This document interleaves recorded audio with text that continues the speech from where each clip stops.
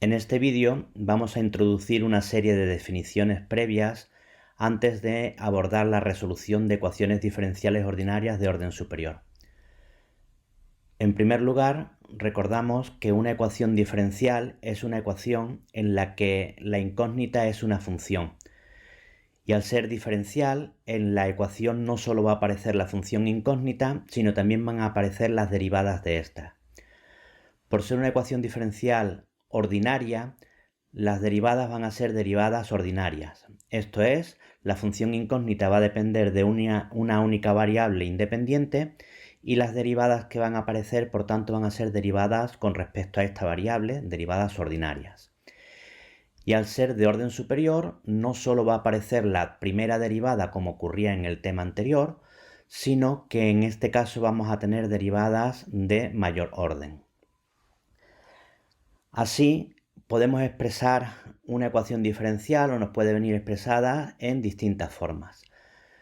Por ejemplo, una ecuación diferencial puede venir en forma implícita. Y diremos que una ecuación diferencial de este tipo está en forma implícita cuando aparecen en un lado de la igualdad mezclada tanto la variable independiente x como la incógnita y sus posibles derivadas que aparezcan en la ecuación, y prima y segunda hasta y enésima. Diremos que es una ecuación diferencial de orden n. Cuando tengamos toda la ecuación pasada a un término igualada a cero, diremos que está expresada en forma implícita. Si de esta expresión podemos transformarla despejando la derivada de mayor orden, tendremos la llamada forma explícita. Así, si podemos expresar nuestra ecuación diferencial como y enésima y derivada de enésima igual a una función, una relación que nos liga la variable independiente x, la incógnita y prima hasta la derivada n-1, diremos que la ecuación diferencial está en forma explícita. Esta forma explícita va a ser fundamental, por ejemplo, a la hora de definir lo que veremos como problema de Cauchy y de su correspondiente teorema de existencia y unicidad. Recordemos que en estas ecuaciones diferenciales la x va a ser la variable independiente, mientras que la función y, que va a depender de esta variable independiente x, es la que llamaremos función incógnita. Antes de seguir con más definiciones, vamos a ver algunos ejemplos en los que nos pueden surgir ecuaciones de este tipo. Y esto puede ocurrir, por ejemplo, en problemas de mecánica o incluso en teoría de circuitos. Y suelen aparecer en este tipo de ejercicios ecuaciones diferenciales que son de orden mayor que 1. Vamos a ver ahora algún ejemplo en el que la variable independiente es el tiempo. Así, por ejemplo, si consideramos un circuito RLC en el que tenemos resistencias, bobinas y condensadores, según la segunda ley de Kirchhoff, la carga que circula por el condensador la llamamos Q de T. Si E de T es el voltaje o tensión que se aplica en el circuito, se tiene esta ecuación, en la que nuestra incógnita es la carga con respecto al tiempo. Observemos que en esta ecuación nuestra incógnita es la carga Q, que depende de T, pero aparece también la derivada primera y la derivada segunda. Además, como veremos en futuros vídeos, esta ecuación va a ser una ecuación diferencial lineal con coeficientes constantes. Lineal porque aparecen los sumandos independientes unos de otros, y porque es de coeficientes constantes porque lo que acompaña a la incógnita y a sus derivadas son simplemente constantes. Otros ejemplos en los que surgen este tipo de ecuaciones diferenciales son los movimientos vibratorios. Por ejemplo, el movimiento vibratorio armónico simple o vibratorio libre no amortiguado se rige mediante esta ecuación, donde x es el desplazamiento sufrido por una masa m en tiempo o en función del tiempo t y k es una constante de proporcionalidad. Podemos a este movimiento armónico simple ponerle un sumando de amortiguación y la ecuación diferencial se vería afectada por ese nuevo sumando, en el que beta nuevamente es una constante de amortiguación que va a ser una constante positiva. Como vemos en ambos casos, se tratan de ecuaciones diferenciales lineales, puesto que no aparecen las x y sus derivadas mezcladas y vienen acompañadas con coeficientes constantes y por tanto base de coeficientes constantes. La x en este caso es nuestra función incógnita y esta depende del tiempo. Un último ejemplo de movimiento vibratorio es el movimiento vibratorio forzado, en el que es igual que el vibratorio amortiguado, pero en el que actúa una fuerza exterior que actúa sobre la masa oscilante. En este caso no está igualado a cero, sino está igualado a la fuerza exterior o a la fuerza exterior que actúa sobre la masa. Bien, estos son ejemplos de ecuaciones diferenciales lineales en el que, como veremos más adelante, estas serán homogéneas por estar igualadas a cero, mientras que esta no será homogénea por estar igualada a una función. Siguiendo con nuestras definiciones, pasamos a ver ahora cómo podemos definir o qué es una solución de una ecuación diferencial. Pues una solución de una ecuación diferencial de orden n, expresada por ejemplo en forma implícita, va a ser una función phi de tal forma que satisface la ecuación. Es decir, que al sustituir la phi por la incógnita i, si queremos que la phi sea una solución, deberá ocurrir que al sustituir en esta ecuación la i por phi de x y sus sucesivas derivadas, la i' y segunda, hasta la i enésima por las derivadas de phi, phi segunda, phi enésima, se verifica la ecuación. Es decir, una solución no es más que una función que satisface dicha ecuación, que al sustituirla nos lleva a una identidad. Por otro lado, las soluciones pueden aparecer expresadas o podemos tener distintos tipos de soluciones. Al igual que en el caso de ecuaciones diferenciales ordinarias de primer orden, nos vamos a centrar en estos tres tipos de soluciones, que van a ser las que nos pueden surgir. Vamos a hablar de la solución general. Diremos que una solución es una solución o es la solución general si es una solución de la ecuación diferencial, es decir, al sustituirla verifica la ecuación, y dicha solución viene en términos de n constantes arbitrarias. En el tema anterior, la solución general venía solamente en términos de una constante arbitraria por ser de orden 1. En este caso, al ser de orden n, vendrá en términos de n constantes arbitrarias.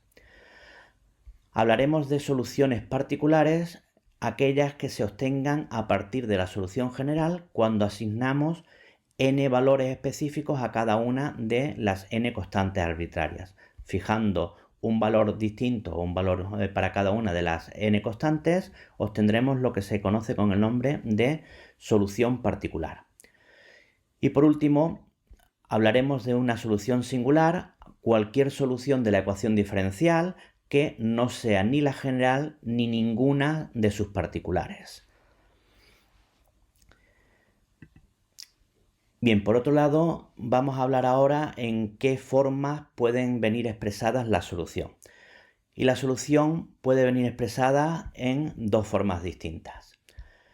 Estas van a ser de forma explícita, cuando lo que obtenemos es una relación que me liga la solución con la x, y si estamos hablando de la solución general, y las constantes arbitrarias.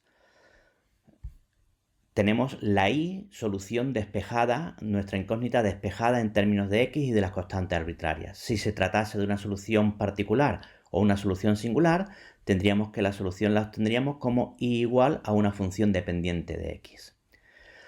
Sin embargo, diremos que la forma en que viene expresada nuestra solución es en forma implícita, cuando no tenemos la i despejada, sino que tenemos una relación que nos liga a la x y la y en el caso de la solución general también aparecerán las n constantes arbitrarias, y para el caso de soluciones particulares o soluciones singulares tendremos una relación que nos liga o nos relaciona la x y la y, pero no tenemos, en estas relaciones no tenemos nuestra incógnita y despejada.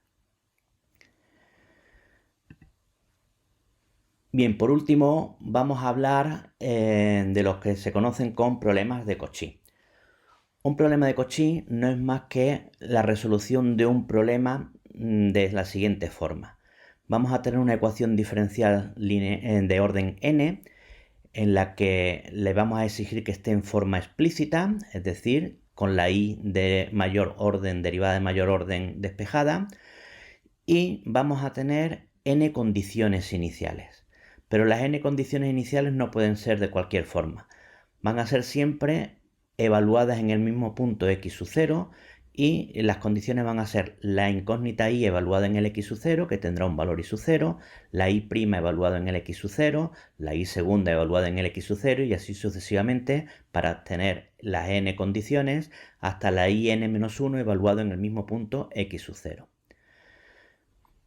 Observemos que el objetivo de un problema de Cauchy no es más que, si lo que estamos consiguiendo es la solución general de la ecuación diferencial, imponer estas condiciones iniciales, que van a ser n, para intentar determinar las n constantes arbitrarias. Por tanto, la forma general de resolver un problema de Cauchy será encontrar todas las soluciones de la ecuación diferencial y ver cuál o cuáles de ellas verifican las condiciones iniciales. Si se trata de la solución general, pues estas n condiciones nos plantearán un sistema de n ecuaciones con n incógnita para intentar resolver cuánto valen las c sub 1, c sub 2, c sub n arbitrarias, que podrá no tener solución, podrá tener una solución única o podrá tener más soluciones. Y si se tratase de una solución suelta, como puede ser una solución singular, lo que tendríamos que comprobar es si esa solución es solución, para que fuese solución de la ecuación diferencial, y que además verifique las n condiciones iniciales. Como hemos dicho antes, si pretendemos resolver un problema de Cauchy y tenemos que resolver un sistema de n ecuaciones con n incógnitas, sería deseable conocer si ese sistema va a tener solución y, en caso de que tenga, si ese sistema va a tener solución única. Por ello, es muy interesante hablar del teorema de existencia y unicidad de un problema de Cauchy, que se debe a Picard. Y este teorema establece lo siguiente. Dado un problema de Cauchy, con nuestra ecuación diferencial en forma explícita, consideramos esta función f minúscula que va a depender de las variables x, y hasta yn-1 y consideramos las n condiciones iniciales. Observemos que asociada a la función f y las condiciones iniciales tendremos un punto, para la x va a ser el x sub 0, que es donde están evaluadas todas las condiciones iniciales, y para la y' y segunda hasta yn-1 los valores que nos proporcionan las condiciones iniciales y su 0, y su 1 y su n-1 respectivamente. Bien, pues supongamos que nuestra función f está definida en un dominio R que contiene en su interior a el punto con el que estamos trabajando. Bien, pues el teorema nos asegura que para que tengamos existencia de solución de este problema de Cauchy, basta con que la función f sea continua en el recinto R. Es decir, basta con que la función sea continua alrededor del punto que me generan las condiciones iniciales para que podamos asegurar que el problema tiene solución.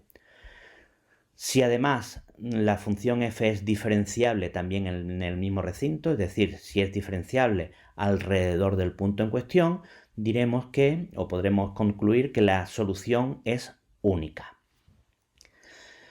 Como ocurría en el caso del tema anterior, cuando no se verifican las hipótesis del teorema de Picard, pues no podemos asegurar que un problema tenga o no tenga solución, o caso de que tenga solución, de que ésta sea única o no. Bien, es también importante indicar que este teorema tiene unas generalizaciones en diversas direcciones, con otras restricciones, pero que hemos utilizado esta versión porque es más fácil de utilizarla y es más operativa. Con esto terminamos estas definiciones previas antes de abordar la teoría necesaria para resolver ecuaciones diferenciales de orden superior que veremos en siguientes vídeos.